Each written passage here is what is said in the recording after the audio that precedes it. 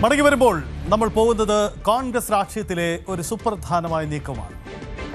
നിയമസഭയിൽ മത്സരിക്കാൻ ആഗ്രഹമുണ്ട് ഒരു പിടി കോൺഗ്രസ് എംപിമാർ. കാരണം നിയമസഭയിൽ ഇത്തവണ കോൺഗ്രസിന് വലിയ സാധ്യതയുണ്ട്, UDF സാധ്യതയുണ്ട്, ഒരു UDF സർക്കാർ ഉണ്ടാകുന്നു. ഇതാണ് അവരുടെ പ്രതീക്ഷ. 10 വർഷത്തെ ഇടവേളയ്ക്ക് ശേഷം സംസ്ഥാന ഭരണത്തിലേക്ക് തിരികെ വരികയാണ്. സ്വാഭാവികമായും മത്സരിച്ച് വിജയിച്ചാൽ മന്ത്രിമാരാവാനൊക്കെയുള്ള വലിയ അവസരമാണ്. അതുകൊണ്ട് ഈ സംസ്ഥാന രാഷ്ട്രീയത്തിലെ സംസ്ഥാന കോൺഗ്രസിലെ മുൻനിരക്കാരിൽ പലരും ഇപ്പോൾ ലോക്സഭയിലാണ്. അവരെല്ലാവരും എംപിമാരാണ്. അവർക്ക് മന്ത്രിമാരാവാൻ ആഗ്രഹമുണ്ട്.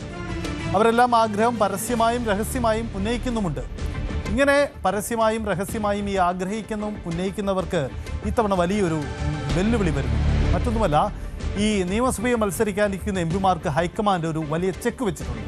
മറ്റൊന്നുമല്ല, ഈ ലോക്സഭാ മണ്ഡലം വീണ്ടും ഒരു ഉപതെരഞ്ഞെടുപ്പ് നടന്നാൽ അത് നഷ്ടപ്പെടില്ലെന്ന് ഇവർ ഹൈക്കമാൻഡിനെ ബോധ്യപ്പെടുത്തണം. എങ്കിൽ മാത്രമേ നിങ്ങൾക്ക് നിയമസഭയിൽ മത്സരിക്കാൻ കഴിയൂ. ഉപതെരഞ്ഞെടുപ്പിൽ പാർട്ടി സ്ഥാനാർത്ഥി വിജയിക്കുമെന്ന് ഉറപ്പുവരുത്തേണ്ടത് നിലവിലെ ഈ എംപിയുടെ ഉത്തരവാദിത്തമായിരിക്കും എന്ന സാഹചര്യം കൂടിയാണ് മുന്നോട്ട് വെച്ചിരിക്കുന്നത്. നമുക്ക് വിശദമായി പരിശോധിക്കാം. എന്താണ് നിയമസഭാ മോഹികളായ എംപിമാർക്ക് മുന്നിൽ കോൺഗ്രസ് ഹൈക്കമാൻഡ് മുന്നിൽ വെച്ചിരിക്കുന്ന വെല്ലുവിളി എന്ന കാര്യം നമുക്ക് വിശദമായി തന്നെ നോക്കാം. എന്താണ്, എങ്ങനെയാണ് ഈ വെല്ലുവിളി അവർ മറികടക്കുന്നത് എന്ന രാഷ്ട്രീയം കൂടി ശ്രദ്ധേയമാണ്. നോക്കാം. അതായത് സംസ്ഥാന രാഷ്ട്രീയത്തിലേക്ക് വരുമ്പോൾ നോക്കൂ, ഈ വെല്ലുവിളി കോൺഗ്രസ് എംപിമാർക്ക് ഹൈക്കമാൻഡ് ഉണ്ടാക്കിയിരിക്കുന്ന വെല്ലുവിളി എങ്ങനെയാണ്? ഒന്ന്, ഈ ലോക്സഭാ മണ്ഡലം ഇവർ നഷ്ടപ്പെടില്ല എന്ന ഉറപ്പ് അവർ വരുത്തണം എന്ന കാര്യമാണ്.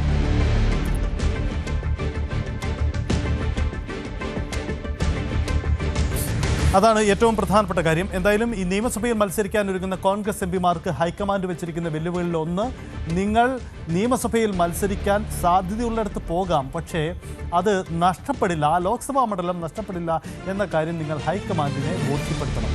ഉപതെരഞ്ഞെടുപ്പിൽ പാർട്ടി സ്ഥാനാർത്ഥി വിജയിക്കുമെന്ന് ഉറപ്പുവരുത്തേണ്ടത് നിലവിലെ എംപിയുടെ ഉത്തരവാദിത്തമാണ് എന്ന കാര്യം കൂടി പറഞ്ഞു വെച്ചിട്ടുണ്ട്. അതായത് ഉപതെരഞ്ഞെടുപ്പിൽ അവിടെ തോൽവി ഉണ്ടാവില്ലെന്ന് ഉറപ്പുവരുത്തേണ്ട ബാധ്യത നിലവിൽ ആ സീറ്റിൽ നിന്നും മാറി നിയമസഭ ലക്ഷ്യമിടുന്ന എംപിയുടേതാണ്. ഇക്കാര്യം സ്വയം ബോധ്യപ്പെട്ടാൽ മാത്രം പോരാ, പാർട്ടിയെയും കൂടെ ബോധ്യപ്പെടുത്തണം, ബന്ധപ്പെട്ട പാർട്ടി ഘടകങ്ങളെ ബോധ്യപ്പെടുത്തണം, നിയമസഭയിലെ സാഹചര്യങ്ങൾ, ഇവിടെ സ്ട്രാറ്റജി മേക്കേഴ്സായി നിൽക്കുന്ന ഏജൻസികൾ അടക്കമുള്ളവരെയും ബോധ്യപ്പെടുത്തണം. എങ്കിൽ മാത്രമേ നിങ്ങൾക്ക് ഇക്കാര്യങ്ങളിൽ മുന്നോട്ട് പോകാൻ കഴിയൂ എന്നതുകൂടിയാണ് മുന്നോട്ട് വയ്ക്കുന്നത്. അങ്ങനെയെങ്കിൽ ഈ വെല്ലുവിളി ഏറ്റവും ബുദ്ധിമുട്ടുണ്ടാക്കുന്നത് കോന്നിയിൽ മത്സരിക്കാനൊരുങ്ങുന്ന അടൂർ പ്രകാശിനായിരിക്കുമെന്നതാണ് മറ്റൊരു പ്രധാനപ്പെട്ട കാര്യം. കാരണം അടൂർ പ്രകാശ് നമുക്കറിയാം സംസ്ഥാന രാഷ്ട്രീയത്തിലേക്ക് തിരികെ വരാൻ ആഗ്രഹിക്കുന്ന ആളാണ്. അങ്ങനെയെങ്കിൽ അടൂർ പ്രകാശിന് മുന്നിലുണ്ടാകുന്ന പ്രധാനപ്പെട്ട ഒരു വെല്ലുവിളി ഇതുകൂടിയാവും എന്ന ഒരു പ്രധാനപ്പെട്ട കാര്യം കൂടി ഉണ്ടാകുന്നുണ്ട്. അങ്ങനെ UDF വിജയസാധ്യത മുന്നിൽ കണ്ട് ഇക്കുറി മിക്ക എംപിമാരും നിയമസഭാ മത്സരമോഹത്തിലാണ്. ഇവരെല്ലാവരും ഈ പ്രതിസന്ധി നേരിടേണ്ടി വരും എന്നതാണ് സാഹചര്യം.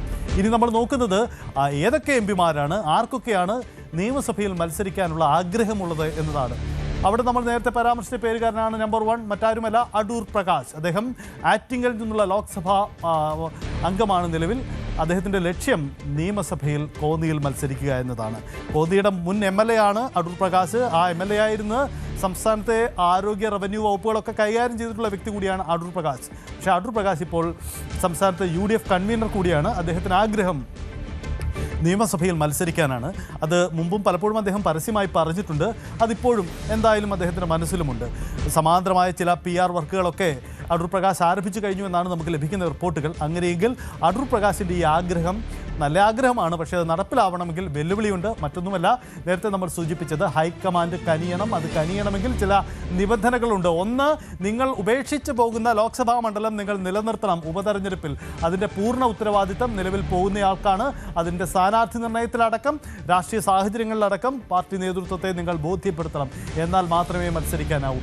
എന്തുകൊണ്ട് അടൂർ പ്രകാശിന് ആ വെല്ലുവിളി ഉണ്ടാകുന്നു എന്ന ചോദ്യം കൂടി പ്രസക്തമാണ്. കാരണം അടൂർ പ്രകാശ് നിലവിൽ ആറ്റിങ്ങലിൽ നിന്നുള്ള ലോക്സഭാ അംഗമാണ്.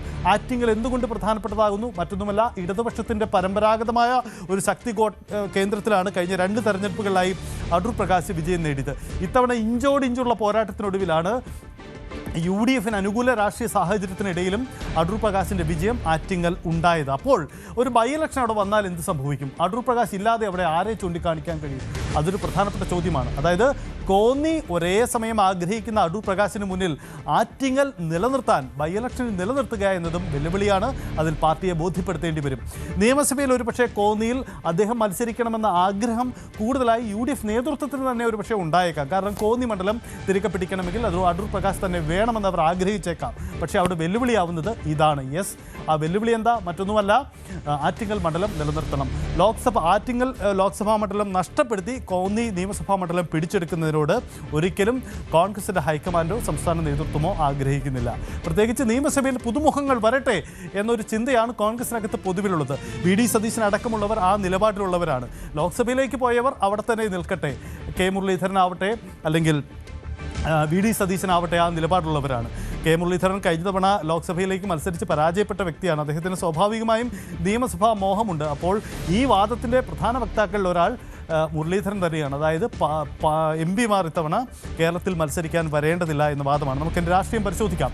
അടുത്ത MP ആരാണ്? ഈ സാധ്യത ചർച്ചയിൽ ഉയരുന്ന MP ആരാ എന്ന കാര്യം കൂടി പ്രസക്തമാണ്. മറ്റൊന്നുമല്ലാതെ നിയമസഭ ആഗ്രഹിക്കുന്ന അടുത്ത പ്രധാനപ്പെട്ട വ്യക്തി കൊടിക്കുന്നിൽ സുരേഷാണ്. യെസ്, കൊടിക്കുന്നിൽ സുരേഷ് ഈ മോഹം വെച്ച് പുലർത്തുന്നതിന് മറ്റൊരു പ്രധാനപ്പെട്ട കാര്യം കൂടിയുണ്ട്. നോക്കൂ, കൊടിക്കുന്നിൽ സുരേഷ് അദ്ദേഹം മാവേലിക്കര ലോക്സഭാ മണ്ഡലത്തിൽ നിന്നുള്ള ജനപ്രതിനിധിയാണ്. നിലവിൽ അദ്ദേഹത്തിൻ്റെ ലക്ഷ്യം അദ്ദേഹത്തിന് മത്സരിക്കാൻ കഴിയുന്ന ഒരു സംവരണ മണ്ഡലമാണ്. അത് മാവേലിക്കര ലോക്സഭാ മണ്ഡലത്തെ അദ്ദേഹത്തിൻ്റെ മണ്ഡലത്തിൻ്റെ കീഴിൽ വരുന്ന ഏതെങ്കിലും സംവരണ മണ്ഡലം മനസ്സിൽ കാണുന്നുണ്ടാവാം. അത് മാവേലിക്കര നിയമസഭാ മണ്ഡലമാവാനുള്ള സാധ്യത തള്ളിക്കളഞ്ഞുകൂടാ. അതൊരു സാധ്യത മാത്രമാണ് നമ്മൾ മുന്നോട്ട് വെക്കുന്നത്. പക്ഷേ ഒരു കാര്യം വ്യക്തമാണ്, കൊടിക്കുന്നിൽ സുരേഷ് ഇത്തവണ നിയമസഭ ആഗ്രഹിക്കുന്നുണ്ട്. അദ്ദേഹത്തിൻ്റെ ആഗ്രഹത്തിനൊപ്പം പാർട്ടി അംഗീകരിക്കുമോ എന്ന ചോദ്യമാണ്. അവിടെയും മുമ്പ് നമ്മൾ സൂചിപ്പിച്ച വെല്ലുവിളി കടന്നു വരികയാണ്. മറ്റൊന്നുമല്ല, മാവേലിക്കര ലോക്സഭാ മണ്ഡലത്തിൽ കൊടിക്കുന്നിലിന് പകരം ആര് മത്സരിക്കും, ആര് ജയിക്കുമെന്ന ചോദ്യമാണ്. മാവേലിക്കര കൊടിക്കുന്നിൽ കൊണ്ടുകൾ മാത്രം വിജയിക്കുന്ന ചില ഫാക്ടറുകൾ നിലനിൽക്കുന്ന സ്ഥലമാണ്. ആ മണ്ഡലത്തിൻ്റെ ആകെ ചിത്രം പരിശോധിക്കുമ്പോൾ അത് UDFിന് വലിയ ആധിപത്യമുള്ള ഇടമല്ല. UDFിൻ്റെ പൊതുതരംഗത്തിലും ഒരു പാർലമെൻറ്റ് തെരഞ്ഞെടുപ്പ് ഉണ്ടാക്കുന്ന ദേശീയ സാഹചര്യങ്ങളും ഒക്കെയാണ് അവിടെ UDFിന് പൊതുവിൽ വിജയമുണ്ടാക്കുന്നത്. പക്ഷേ ഒരു ഉപതെരഞ്ഞെടുപ്പ് നടന്നാൽ മാവേലിക്കരയിൽ വിജയിക്കാനാകുമോ എന്ന ചോദ്യമാണ് വെല്ലുവിളി. ആ വെല്ലുവിളി ഉണ്ടാക്കുന്നത് കൊടിക്കുന്നിലിൻ്റെ നിയമസഭാ മോഹങ്ങൾക്ക് തന്നെയാണ്. സംസ്ഥാന മന്ത്രിയാണ് ഒരു MP വലുത് എന്നവർ പ്രതീക്ഷിക്കുന്നു. കൂടുതൽ അധികാരം കേരളത്തിൽ കിട്ടും, വലിയ സാധ്യതകളുണ്ട്. മാത്രമല്ല, ഇപ്പോഴല്ലെങ്കിൽ പിന്നെ എപ്പോൾ എന്ന ചോദ്യം കൂടി ഉണ്ടാവും. അപ്പോൾ കൊടിക്കുന്നിലിൻ്റെ ആഗ്രഹം തെറ്റില്ല, പക്ഷേ മാവേലിക്കരയിൽ എങ്ങനെ വിജയിക്കുമെന്നത് കൂടി പാർട്ടിയെ ബോധ്യപ്പെടുത്തണം എന്നതുകൂടി അദ്ദേഹത്തിൻ്റെ വെല്ലുവിളിയായി മാറുന്നു എന്നതാണ് പ്രധാനപ്പെട്ട കാര്യം. യെസ്, ഇനി നമ്മൾ പരിശോധിക്കുന്ന മറ്റൊരു സാധ്യതയാണ്. മറ്റാരുമല്ല, പേരുകാരൻ K സുധാകരനാണ്. മുൻ KPCC അധ്യക്ഷൻ കൂടിയായ K സുധാകരന് നിയമസഭാ മോഹമുണ്ട്. അദ്ദേഹത്തിന് ആഗ്രഹമുണ്ട് ഇക്കുറി നിയമസഭയിൽ മത്സരിച്ചൊരു പ്രധാനപ്പെട്ട ചുമതലയിലുള്ള മന്ത്രിയാവണം. മുഖ്യമന്ത്രി സ്ഥാനമൊക്കെ അദ്ദേഹത്തിൻ്റെ ആഗ്രഹമാവും. പക്ഷേ അത് നടക്കുമോ ഇല്ലയോ അതൊക്കെ അവിടെ ഇരിക്കട്ടെ. പക്ഷേ എന്തായാലും ഒരു കാര്യം വ്യക്തമാണ്, അദ്ദേഹത്തിന് നിയമസഭാ മോഹമുണ്ട്. അദ്ദേഹം മുമ്പും അത് വ്യക്തമാക്കിയിട്ടുള്ള ആളാണ്. അദ്ദേഹം വീണ്ടും ആഗ്രഹിക്കുകയാണ്. K സുധാകരൻ അദ്ദേഹം നിയമസഭ ആഗ്രഹിക്കുന്നു. അദ്ദേഹം നിലവിൽ കണ്ണൂരിൽ നിന്നുള്ള ലോക്സഭാംഗമാണ്. അദ്ദേഹത്തിന് ഉദുമയിൽ മുമ്പ് മത്സരിച്ച് പരിചയമുള്ള ആളാണ്. കാസർഗോഡ് ജില്ലയിലെ ഉദുമ. അപ്പോൾ ഈ കണ്ണൂരിലെയോ കാസർഗോഡോ ഏതെങ്കിലും നിയമസഭാ സീറ്റ് ലക്ഷ്യമിട്ടുകൊണ്ട് തന്നെയാവാം സുധാകരൻ്റെ നീക്കം. പക്ഷേ അവിടെയും സുധാകരൻ്റെ വെല്ലുവിളി, സുധാകരൻ അല്ലെങ്കിൽ പിന്നെ കണ്ണൂരിൽ ആര് ലോക്സഭയിൽ മത്സരിക്കും, ആർക്കാണ് സാധ്യത എന്ന ചോദ്യം. അവിടെയും വെല്ലുവിളി ഉണ്ടാകുന്നു സുധാകരന് മുന്നിൽ എന്നതാണ് പ്രധാനപ്പെട്ട സാഹചര്യം. നോക്കൂ, അടുത്ത പേരുകാരനിലേക്ക് നമ്മൾ പോകുമ്പോൾ അത് മറ്റാരുമല്ല, കാസർഗോഡ് നിന്നുള്ള ലോക്സഭാംഗം രാജ്മോഹൻ ഉണ്ണിത്താനാണ്. രാജ്മോഹൻ ഉണ്ണിത്താനും പരസ്യമായും രഹസ്യമായും പങ്കുവയ്ക്കുന്നു തൻ്റെ നിയമസഭാ മോഹങ്ങൾ. പക്ഷേ അദ്ദേഹത്തിന് മുന്നിലും വെല്ലുവിളി രാജ്മോഹൻ ഉണ്ണിത്താൻ അല്ലെങ്കിൽ എങ്ങനെ കാസർഗോഡ് വിജയിക്കുമെന്നതാണ്. ശ്രദ്ധിക്കേണ്ട കാര്യം, കാസർഗോഡ് മണ്ഡലം ഇടതുപക്ഷത്തിൻ്റെ കോട്ടയാണ്. അവിടെ രാജ്മോഹൻ ഉണ്ണിത്താൻ അപ്രതീക്ഷിതമായി വിജയിച്ച് കയറി. കഴിഞ്ഞ തെരഞ്ഞെടുപ്പിൽ ആ മണ്ഡലത്തിൽ നിലനിർത്താൻ അദ്ദേഹം വലിയൊരു നയതന്ത്രം അവിടെ പയറ്റിയും വരികയാണ്. അപ്പോൾ ഉണ്ണിത്താൻ ഇഫക്റ്റ് ആ മണ്ഡലത്തിൽ, ആ ലോക്സഭാ മണ്ഡലത്തിൽ പൊതുവിലുണ്ട്. അത് ഉപേക്ഷിച്ച് ഉണ്ണിത്താൻ നിയമസഭയിലേക്ക് മാറിയാൽ എങ്ങനെ കാസർഗോഡ് നിന്നും വിജയിക്കുമെന്ന ചോദ്യമുണ്ടാകുന്നു. അവിടെയും ഉണ്ണിത്താൻ വെല്ലുവിളി ഈ പറഞ്ഞ ഫാക്ടേഴ്സാണ്. ഒപ്പം ഉണ്ണിത്താൻ ഏത് നിയമസഭാ മണ്ഡലത്തിൽ മത്സരിക്കുമെന്ന ചോദ്യം കൂടി ഉയരുന്നു എന്നതാണ് പ്രധാനപ്പെട്ട കാര്യം. യെസ്, ഇതാണ് രാജ്മോഹൻ ഉണ്ണിത്താൻ്റെ ചിത്രം. മറ്റൊരു പേരുകാരൻ സംസ്ഥാനത്തെ ശ്രദ്ധേയമായ മുഖമാണ്, മറ്റാരുമല്ല ഷാഫി പറമ്പിൽ. യെസ്, ഷാഫി പറമ്പിലിൻ്റെ സാധ്യത നമുക്ക് പരിശോധിക്കാം.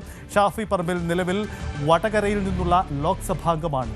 സംസ്ഥാനത്ത് വളരെ എമർജിംഗ് ആയി ഉയർന്നു വരുന്ന ഒരു കോൺഗ്രസിൻ്റെ യുവമുഖമാണ് ഷാഫി പറമ്പിൽ. ഇതിനകം തന്നെ സംസ്ഥാനത്തിൻ്റെ മുൻനിര നേതാക്കളെ മറികടക്കുന്ന ഒരു താരപരിവേഷമൊക്കെ സൃഷ്ടിച്ചുകൊണ്ട് കടന്നു വരുന്ന ഷാഫി പറമ്പിലിന് സ്വാഭാവികമായും സംസ്ഥാന രാഷ്ട്രീയം ഇഷ്ടമുണ്ട്. മാത്രമല്ല അദ്ദേഹത്തിൻ്റെ സ്വന്തം മണ്ഡലമായ പാലക്കാടേക്ക് മടങ്ങി വരാൻ അദ്ദേഹം ആഗ്രഹിക്കുന്നുണ്ട്. തർക്കമില്ലത്.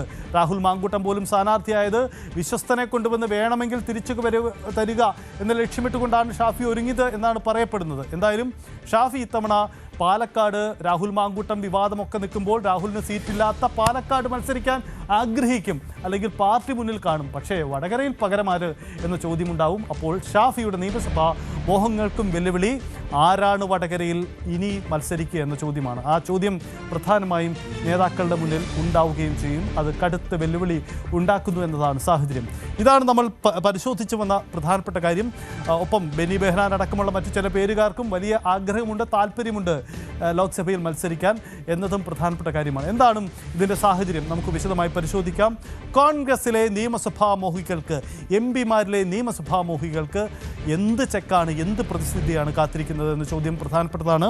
ഡാൻ കുര്യൻ എനിക്കൊപ്പം ചേരുന്നുണ്ട്. ഡാൻ, നമ്മൾ സൂചിപ്പിച്ചതുപോലെ ഹൈക്കമാൻഡ് ഇവരിൽ പലരെയും ഒരുപക്ഷെ നിയമസഭയിൽ മത്സരിക്കാൻ കോൺഗ്രസിന് തന്നെ തയ്യാറാവേണ്ടി വരും, അവരുടെ ആഗ്രഹത്തിനും അപ്പുറം. പക്ഷേ അവിടെയും വെല്ലുവിളി ആ മണ്ഡലങ്ങൾ എങ്ങനെ നിലനിർത്തുമെന്ന ചോദ്യമാണ്. എന്താണ് ഹൈക്കമാൻഡ് മുന്നോട്ട് വെച്ചിരിക്കുന്ന നിബന്ധനകൾ?